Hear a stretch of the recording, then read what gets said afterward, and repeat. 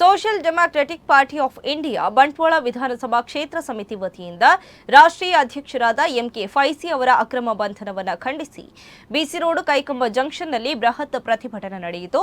ಪ್ರತಿಭಟನೆಯನ್ನು ಉದ್ದೇಶಿಸಿ ದಿಕ್ಸೂಚಿ ಭಾಷಣ ಮಾಡಿದ ರಾಷ್ಟ್ರೀಯ ಕಾರ್ಯದರ್ಶಿ ರಿಯಾಜ್ ಫರಂಗಿಪೇಟೆ ಮಾತನಾಡಿ, ವಕ್ಫ್ ತಿದ್ದುಪಡಿ ಕಾನೂನು ವಿರೋಧಿ ಹೋರಾಟವನ್ನು ಎಸ್ಡಿಪಿಐ ರಾಷ್ಟ್ರದಾದ್ಯಂತ ಸಂಘಟಿಸುತ್ತಿದ್ದು, ಇದನ್ನು ಸಹಿಸದ ಕೇಂದ್ರ ಸಂಘ ಪರಿವಾರ ಪ್ರೇರಿತ ಬಿಜೆಪಿ ಸರ್ಕಾರವು ನಮ್ಮ ಅಧ್ಯಕ್ಷರನ್ನ ಅಕ್ರಮ ಬಂಧನ ಮಾಡಿದೆ.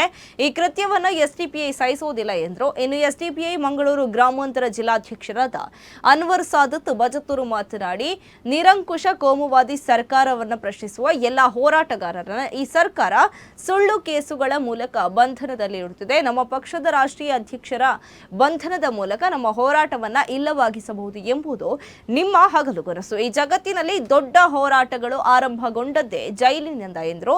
ಈ ಸಂದರ್ಭದಲ್ಲಿ ಎಸ್ಡಿಪಿಐ ರಾಜ್ಯ ಉಪಾಧ್ಯಕ್ಷೆ ಶಾಯಿದಾ ತುಸ್ನೀಂ, ಮಂಗಳೂರು ಗ್ರಾಮಾಂತರ ಜಿಲ್ಲಾ ಉಪಾಧ್ಯಕ್ಷರಾದ ಮೊನೀಶ್ ಆಲಿ, ಕಾರ್ಯದರ್ಶಿ ಅಶ್ರಫ್ ತಲಪಾಡಿ, ಸಮಿತಿ ಸದಸ್ಯರಾದ ಅಡ್ವೊಕೇಟ್ ಕಬೀರ್, ವಿಮ್ ರಾಜ್ಯ ಪ್ರಧಾನ ಕಾರ್ಯದರ್ಶಿ ನಸರಿಯಾ ಬೆಳ್ಳಾರೆ, ವಿಮ್ ಜಿಲ್ಲಾಧ್ಯಕ್ಷೆ ನೌರೀನ್ ಅಲಂಪಾಡಿ, ಬಂಟ್ವಾಳ ವಿಧಾನಸಭಾ ಕ್ಷೇತ್ರ ಸಮಿತಿ ಅಧ್ಯಕ್ಷರಾದ ಶಾಹುಲ್ ಎಸ್ಎಚ್, ಕಾರ್ಯದರ್ಶಿ ಅಕ್ಬರ್ ಅಲಿ ಪೊನ್ನೋಡಿ, ಜೊತೆ ಕಾರ್ಯದರ್ಶಿ ಕಬೀರ್ ಅಕ್ಕರಂಗಡಿ, ಕ್ಷೇತ್ರ ಸಮಿತಿ ಉಪಾಧ್ಯಕ್ಷರಾದ ಇಕ್ಬಾಲ್ ಇಜಾನ್, ಕೋಶಾಧಿಕಾರಿ ಯಾಸೀರ್ ಕಲ್ಲಡ್ಕ, ಕ್ಷೇತ್ರ ಸಮಿತಿ ಸದಸ್ಯರಾದ ಯೂಸುಫ್ ಆಲಡ್ಕ, ಬಂಟ್ವಾಳ ಪುರಸಭಾ ಸಮಿತಿ ಅಧ್ಯಕ್ಷರಾದ ಶರೀಫ್ ಒಳವೂರು, ಕಲ್ಲಡ್ಕ ಬ್ಲಾಕ್ ಸಮಿತಿ ಅಧ್ಯಕ್ಷರಾದ ಸತ್ತಾರ್ ಕಲ್ಲಡ್ಕ ಹಾಗೂ ಪುದು ಬ್ಲಾಕ್ ಅಧ್ಯಕ್ಷರಾದ ಇರ್ಫಾನ್ ತುಂಬೆ ಉಪಸ್ಥಿತರಿದ್ದರು.